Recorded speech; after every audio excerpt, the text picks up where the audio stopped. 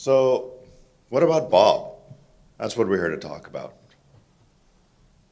So, who am I? My name is Dan, obviously, and I work for Dentsply Sirona. We are a dental products manufacturer. We make everything from the chairs to the picks that poke your teeth that you all hate. We have manufacturing locations specifically for the implants division in Sweden, in Massachusetts, Japan, Belgium, and we make everything from the abutments to the crowns to full arches. And for some of these products, we can turn them around same day. So that's really what separates us from our competition. And that's why we needed to go digital in order to help support this workflow. So I thought we'd start, we're talking about Industry 4.0 here. We need to go back in time though to really understand where we came from in order to know where we are today. This is Industry 1.0. Obviously, the Egyptians are making pyramids, and we have a guy with this papyrus, and they're following the plans accordingly. Fast forward a couple thousand years, we've got the Industrial Revolution, Industry 2.0. We're now in factories, things are becoming a little bit more automated. Fast forward again another 1,000 years, and here we have the 1980s, people in fancy suits, assembly lines, and things are moving a lot quicker. And now, about 10 years ago, we started introducing robotics and more automation to really simplify tasks that were a little bit more mundane and that we can take away from people so that they can do more complicated tasks that humans are more suitable for. But what's the same in all of these?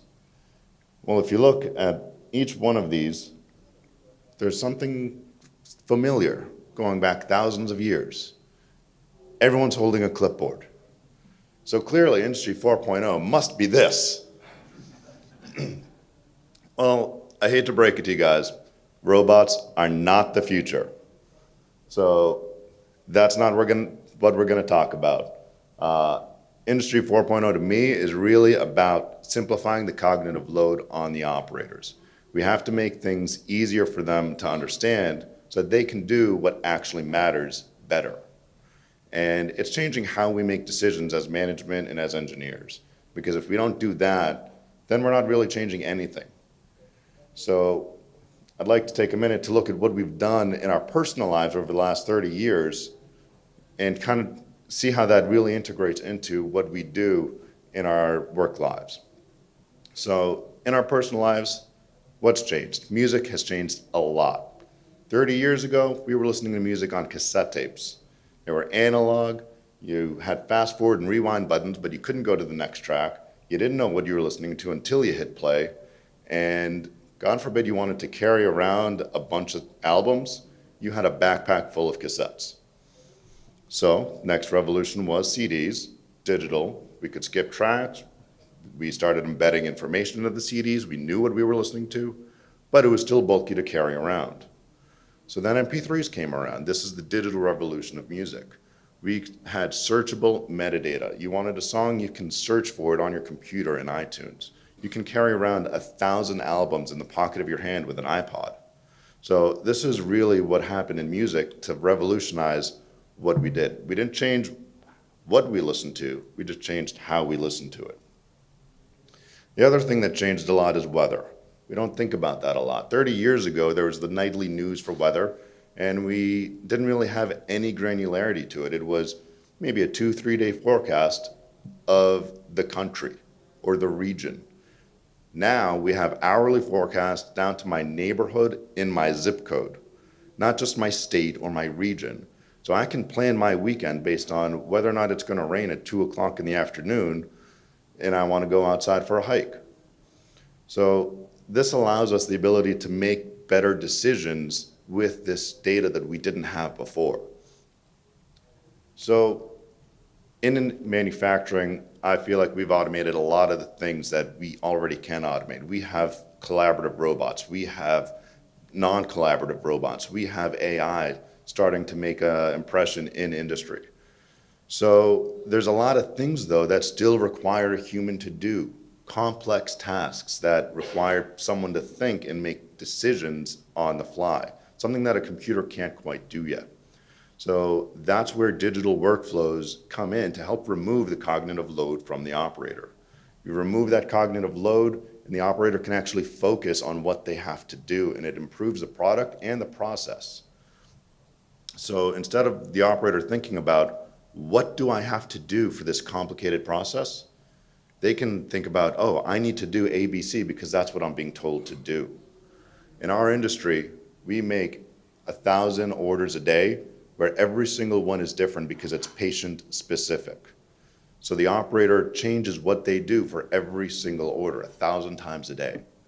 So digital workflows allow us to let that operator not have to worry about that. So this is an example of our digital workflow.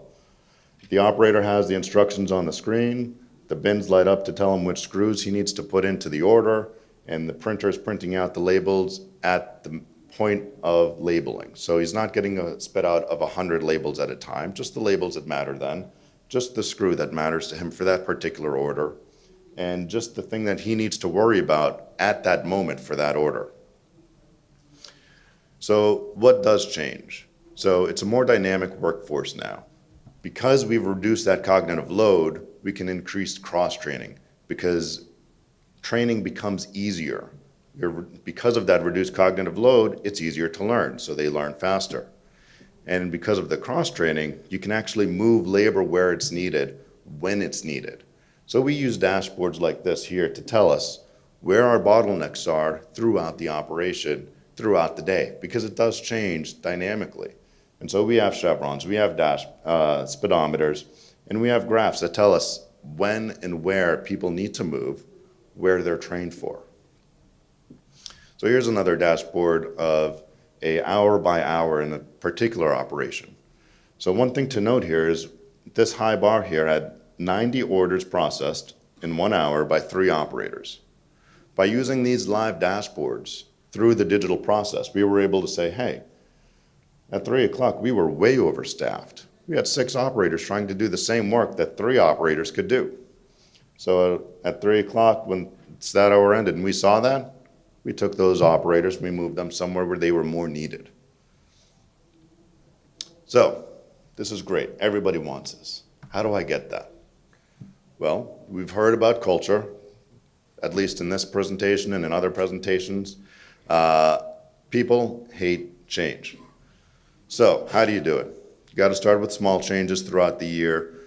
You have to standardizing desks, doing Kaizen programs, 5S.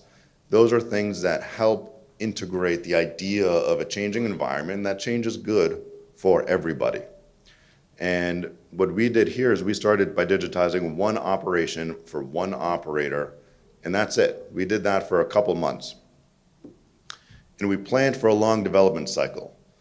But one thing I learned about when doing this is when you plan for a long development cycle, you want to plan for an even longer one because it will take longer. Inevitably, you will find roadblocks, you will find things that need to change, and you have to get the operator involved. When we're not looking to change the work that the operators are doing, the operators are going to get more involved in it. They need to feel safe and that they are important and that their work is going to stay the same. So by using them and integrating them into the process of digitizing it, you're going to get a much better result. And the other thing you can do is you can get built-in data analytics when you digitize the process. We integrated things like cycle counts and to get other data and KPIs from the process that we weren't getting before because there was no data. It was just an operator sitting at their desk. So like I said, the digital process should be the same as the overall process. The goal is to reduce the cognitive load. That makes it easier for the operator to do the job that they need to do. And the best comment that I ever got from an operator once was we had an infrastructure issue, our internet went down, and so they weren't able to use the new tool. And they came up to me and they said, hey, Dan, when the system went down, I literally forgot the old way of doing things. And it took me a few minutes to reorient myself to realize what I had to do for these orders. And that really taught me that what I did works and that we were getting the results that we were expecting. Thank you.